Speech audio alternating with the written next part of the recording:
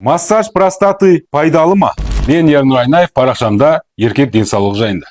Простатиттің себептерінің бірі осы простата безіндегі секреттерінің жиналып қалуы және соның қабынуы. Массаж простатыдың мақсаты осы артқы тесік арқылы саусақты салып, қуғасты безін басып, ішіндегі қабынған секретті шығару мақсаты.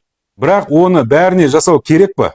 Сол бойынша қазір айтам. Простата қабынбау үшін түсінгендеріңіздей простатаның ішінде секрет болмау керек. Яғни қуғасты безі бос болу үшін тек қана массаж жасаудың қажеті жоқ. Жыныстық қатынасқа түссеңіз, ол массаждан да жақсы қуғасты безін босатады. Сол үшін тұрақты жыныстық қатынасқа түсіп отырсаңыз, қуғасты безіндегі секрет постоянно обновляться етіп, простатитке алып келмейтін ең жақсы профилактика. Енді өз-өздеріңізді массаж жасап, қинап не қыласыздар? Массаж жасатып, өз-өзін қинап жүрген достарыңызға жіберіңіздер.